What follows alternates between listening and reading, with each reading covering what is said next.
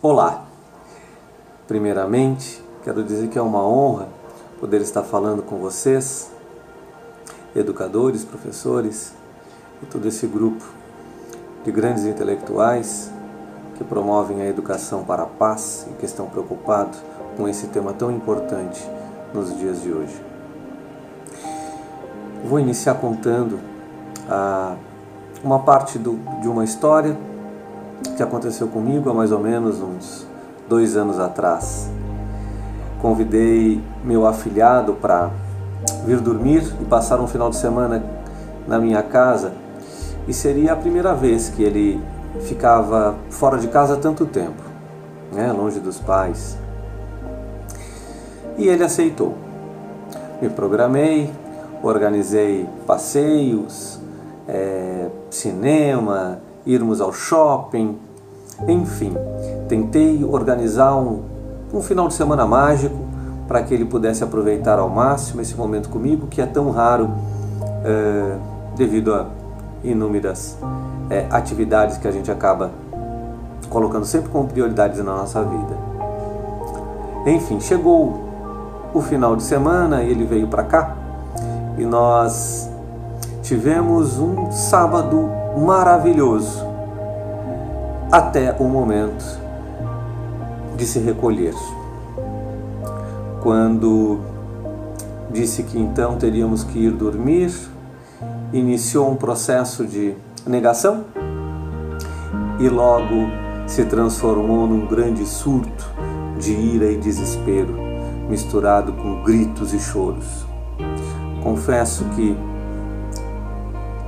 fui tomado por uma grande emoção de raiva que sinalizava que algumas regras minhas estavam sendo quebradas. É claro que na hora e quando a emoção nos assalta, nós não conseguimos fazer, na maioria das vezes, essa interpretação racional, lógica. E muitas vezes nos entregamos nossos cavalos, aos seus instintos. Pois bem, lá pelas tantas, quando eu percebia que por mais que eu insistia, por mais que eu tentasse acalmar, por mais que eu reforçasse que no outro dia teríamos uma outra tarde maravilhosa, mais ele se desesperava com a ideia de ter que dormir. Naquele momento, eu, comovido com a situação, disse então para ele, ainda muito brabo, que ok, eu iria então levá-lo para casa, mas que nunca mais traria para passar o final de semana comigo. E assim me fechei e comecei a arrumar as coisinhas dele. Já era tarde da noite, para que ele então pudesse ir. Bastou eu dizer isso e ele se acalmou, aos poucos foi se recompondo, e é incrível como o ser humano tem essa capacidade de se irritar com a calmaria do outro. E quanto mais ele se acalmava, mais eu me irritava. Até que ele encosta no meu ombro e diz: Dindo, não fica bravo comigo. É que eu tenho muito medo de dormir sozinho.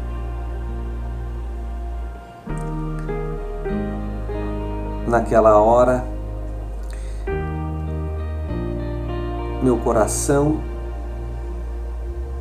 palpitou, meu corpo se petrificou e minha mente só conseguiu pensar em perguntar por que ele não tinha me dito isso antes. E ele respondeu: Dindo, é que eu não queria que tu pensasse que eu não sou um homenzinho.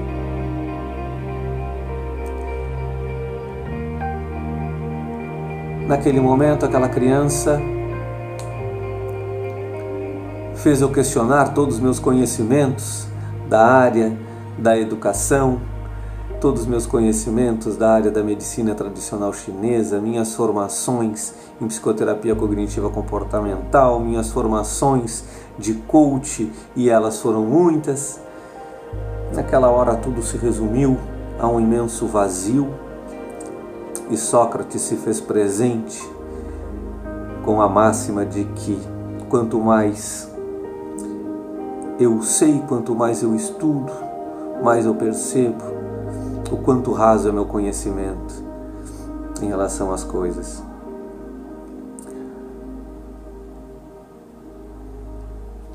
Cada vez que eu conto essa história para a minha equipe, para os meus pacientes, para educadores, pais,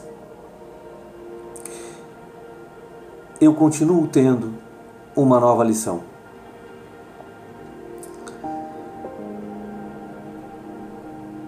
E percebo que cada um tem a sua própria interpretação. Faz o filtro e o aprendizado necessário para aquele momento de sua vida, seja ela profissional, seja ela pessoal. Acredito que o mesmo esteja acontecendo com vocês. Essa história nos traz muitas lições. Depende do lado, do filtro que eu dou, a interpretação que eu dou para isso. Costumo dizer que a interpretação é livre.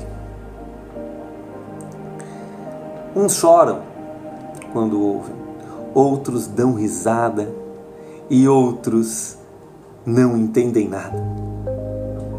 E tá tudo certo, porque é assim mesmo.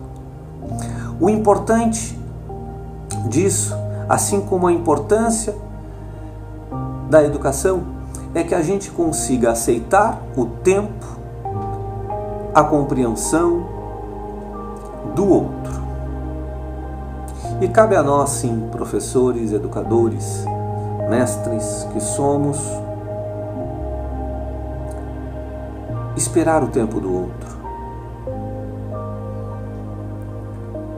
Stephen Covey, no livro dos 7 hábitos, traz o segundo hábito, como compreender para depois ser compreendido. E é isso que nos falta muitas vezes quando estamos à frente de uma classe de alunos rebeldes, chorões, e a gente não tem nem ideia, nem noção de onde vem todo aquela força, aquela ira, aquela agressividade. Impossível falarmos de educação de paz sem aceitarmos que existe, desde os primórdios da civilização, uma educação para a guerra. Somos treinados para sermos competitivos, guerreiros e vencedores. Só é guerreiro aquele que está disposto a ir para a guerra. Guerreiro de paz também é travar uma batalha. Então, para que tenhamos uma educação de paz, primeiro temos que nos tornarmos pacificadores. E aí começa nosso grande desafio. O desafio para buscarmos essa paz interna, porque é impossível termos paz externa se não começarmos por dentro. Tenho como um truísmo que somente o amor é capaz de educar para a paz. Se você educa com amorosidade, certamente, independente dos seus métodos, independente do seu modelo, independente da disciplina e de conteúdo, você terá sucesso no propósito de tornar crianças mais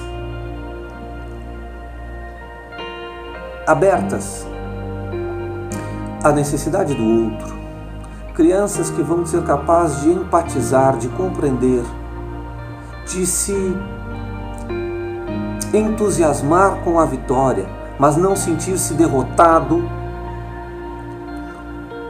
com a batalha que muitas vezes não tem um resultado positivo dentro do modelo social em que vivemos, onde só vence aquele que ganha. Nem sempre quem perde precisa ser um derrotado. Isso é um estado de espírito. Quando educamos para a paz, educamos para a compreensão. Compreender o sentimento do outro. Mas, para isso, precisamos trabalhar muito a nossa criança interna. Precisamos dar apoio, precisamos dar acolhimento, aprender a perdoar as falhas, os medos, os surtos de ira que tivemos na infância, que tão poucos compreendemos. Para termos educação para a paz, é preciso harmonizar a guerra interna, a guerra que se abre todos os dias entre a nossa mente, aquilo que pensamos, entre o nosso coração, aquilo que sentimos, e a nossa alma, nosso espírito, aquilo que intuímos, aquilo que acreditamos. É preciso encontrar harmonia entre pensamento, sentimento e ação.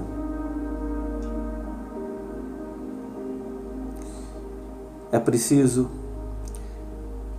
que a gente encontre amor nas nossas atitudes e pare de sonhar com o amor romântico, aquele amor sentimental que transcende todas as coisas, todas as barreiras. Somos humanos, falhamos, somos o que somos porque sentimos, não só porque pensamos. E o comportamento é fruto dos nossos sentimentos e não dos nossos pensamentos. Nós falamos o que pensamos, mas agimos o que sentimos. E como é importante, na área da educação, principalmente na educação para a paz, estarmos alinhados com os nossos pensamentos, sentimentos e nossas ações. Se quisermos uma sociedade mais pacífica, primeiro temos que nos tornar o próprio modelo de paz. E aí o Jader de Nicole Amaral nos traz esse modelo incrível chamado Eu, o melhor modelo de paz. É impossível que encontramos lá fora algo diferente do que construímos aqui dentro.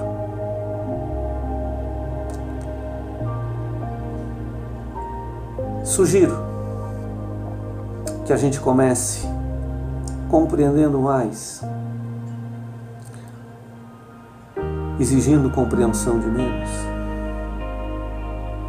e começarmos com a compreensão de onde vêm nossas crenças, de onde vêm nossas metodologias, de onde vem toda a nossa rigidez, toda a nossa disciplina, para começarmos a entender que uma criança é fruto de todos os conflitos, experiências que ela viveu. Meu afilhado não queria ir embora porque eu era incompetente e não soube agradá-lo com uma tarde de diversão. Ele não queria ir embora porque ele não me amava, ele não queria ir embora porque estava ruim a acomodação. O fato é que ele nem queria ir embora. Ele só não sabia como me dizer isso. O medo de dizer que tinha medo e não ser mais reconhecido. Pensem nisso. Quantos alunos de vocês talvez sofra do mesmo medo, que não necessariamente é de escuro, é de dormir sozinho, mas o medo de ter medo de não ser reconhecido, de não ser digno do amor, do respeito do professor. Espero do fundo do meu coração ter contribuído, mesmo que brevemente, com a minha história, com este relato pessoal,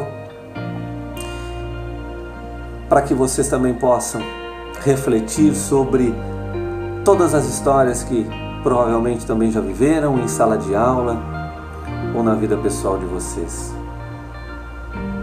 O importante disso é que, se quisermos educar, que seja com amor, pois esse é o único caminho de paz que eu reconheço.